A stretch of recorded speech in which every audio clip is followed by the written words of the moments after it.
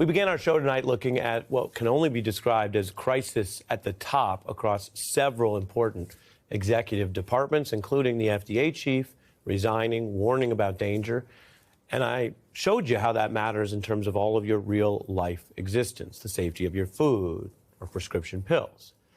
Now we turn to a different rolling crisis, which for many Americans could feel more distant. Indeed, for all the debates about democracy or Jan 6 over the last several years, one thing we learned through the election and the polling was some people said, hey, maybe that's important, but I'm busy over here or I'm worried about prices, and that makes sense. And yet this crisis at the DOJ, in the long run, also affects people's lives. So we're witnessing prosecutors, career, multi-decade prosecutors who served under both parties' administrations, saying they've been pushed too far. A wave of resignations, and another one today, a D.C. federal prosecutor who led the criminal division resigning and discussing why this is a protest. The Post reporting that the skirmish was about something that may, again, sound somewhat dry, an environmental chief trying to freeze assets that were lawfully appropriated from the Biden era and, by the way, from Congress. NBC News got the letter discussing that they had evidence and they didn't believe there was, quote, sufficient evidence to issue the letter the Trump folks wanted, including, quote, sufficient evidence to tell a bank there's probable cause to seize those accounts. Quote, because I believed I lacked the legal authority to issue such a letter, I told you I would not do so. You then asked for my resignation. And to be very clear, what's being described there is what happens when some of these allegedly unlawful requests hit the road. The rubber hits the road. Because somewhere between a Trump person demanding it and a career person doing it, there is this process. Some people in government might do anything, almost anything they're asked. Others, clearly this individual, tried to cooperate within the law. Her letter explains sort of the back and forth, but ultimately said, if you don't have the evidence and I'm being asked to refer to what might be an illegality or crime, I can't do that. I have an oath. And this is familiar because there has been a wave in New York, prosecutors who work for the feds quitting over very unusual circumstances where it appears there was a kind of quid pro quo, allegedly, between the Democratic mayor of New York and the Trump officials.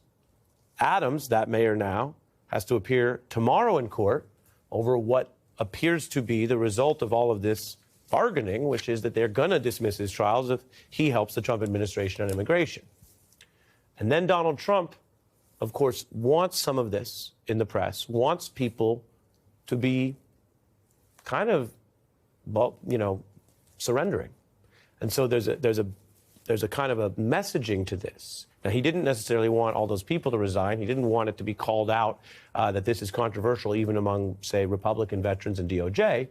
But he does want to spread the message that somehow everything's changed in America. He posted over the weekend a statement here that says, he who saves his country does not violate any law, which has driven headlines and concern because that is simply not true, a violation of the United States constitutional oath, which puts quite a bit of emphasis on the constitutional supremacy, not the views of any one person. And by the way, Trump or name a different politician, plenty of them might think they're saving the country. They have strong-willed views.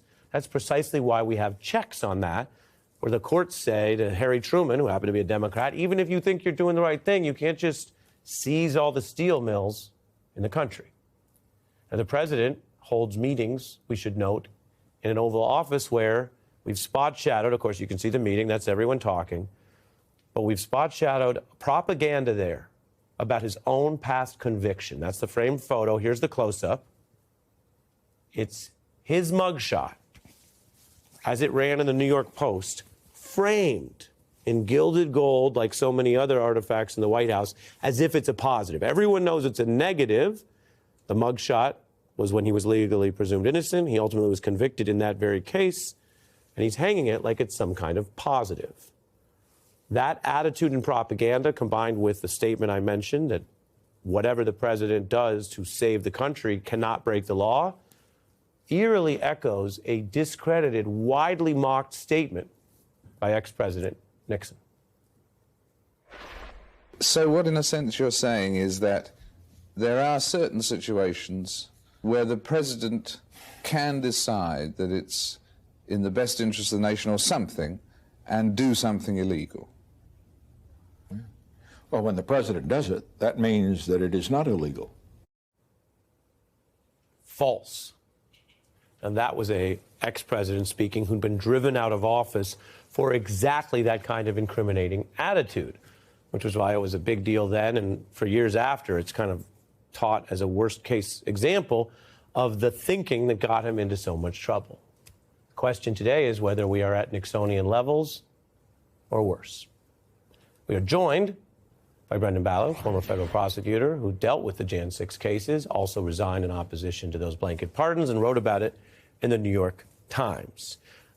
Starting with the breaking news, what does it mean that, in this case, a 24-year veteran of DOJ, who, according to the letter, tried to give Trump folks some of what they asked for, says, well, no, you're over the line? And what does it mean when she says they didn't have the evidence?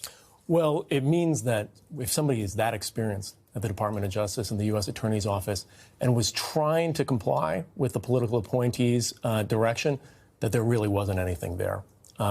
This is a person who presumably was trying to do the right thing, trying to comply with management, and that she wasn't able to suggests that this was a purely politically motivated investigation. It's also a reminder that a lot of this comes down to words, right?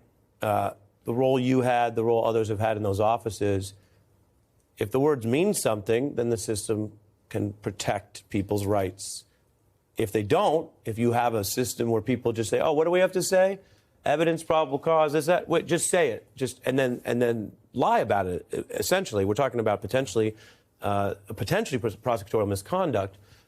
If you're dealing with those kind of cynics, then what does the system do? Then where are the checks? It's a real challenge to the entire idea of the rule of law. And I think you're raising a really interesting point, which is, what is the meaning of these words? What is the meaning of credibility within the Department of Justice? There's public reporting on this particular skirmish saying that the FBI was actually willing to issue its own freeze letter, but that the acting U.S. attorney for D.C. directed Ms. Chung to issue her own, and she refused. What's the significance of that difference? I think two things. One is that it seems that the acting or interim U.S. attorney wanted to piggyback off of her credibility in issuing this letter. And the other is that he was trying to potentially push out those he viewed as disloyal within the office.